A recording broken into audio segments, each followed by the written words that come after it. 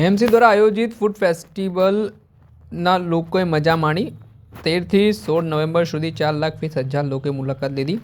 Spiritual પેવેલિયનમાં 141 ticket વેચાઈ, 2,72,000 આવક થઈ। લક્ઝરી પેવેલિયનમાં 238 ટિકિટ વેચાઈ, 4,72,000 આવક થઈ। સીએમ ભૂપેન્દ્ર પટેલ દ્વારા ખુલ્લું મુકાયું હતું ફૂડ ફેસ્ટિવલ। જાણીતા રેસ્ટોરન્ટ કંપની દ્વારા ઊભા કરાયા હતા સ્ટોલ। આ મામલે શું કહી રહ્યા છે સ્ટેન્ડિંગ કમિટીના ચેરમેન દેવાંગ દાણી, તેમને સાંભળો। 13 નવેમ્બરના રોજ રાજ્યના માનનીય મુખ્યમંત્રીશ્રીએ રિવરફ્રન્ટ ખાતે ફૂડ ફેસ્ટિવલની શરૂઆત કરાવી હતી। 13 તારીખથી શરૂ કરી અત્યારે આપણે વાત કરીએ કે 16 તારીખ સુધી 4,20,000 નગરજનોએ ફૂડ ફેસ્ટિવલની મુલાકાત લીધી છે।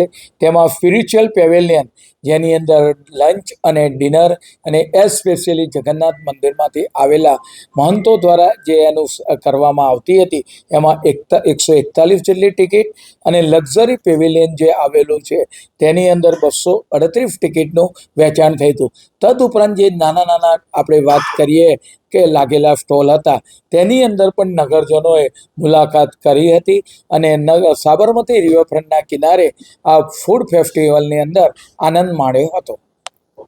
13 તારીખે રાજ્યના માનનીય મુખ્યમંત્રીશ્રી અને ભારત સરકારના શિક્ષણ મંત્રી શ્રી ધર્મેન્દ્ર પ્રધાનજી અને ભૂપેન્દ્રભાઈ પટેલે બુક ફેરને ખુલ્લો મૂક્યો।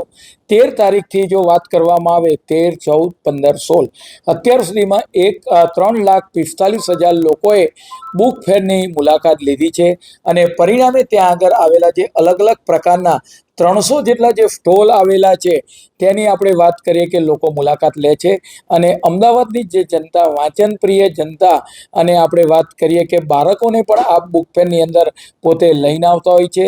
બાળકોને લગતા અલગ અલગ સ્ટોર પણ આવેલા હોય છે, તેની મુલાકાત લેતા હોય છે। ગઈકાલે 16 તારીખે 16 નવેમ્બરના રોજ અંદાજિત 1,50,000 જેટલા રેકોર્ડ બ્રેક આપણે મુલાકાતીઓએ બુક ફેરની મુલાકાત લીધી।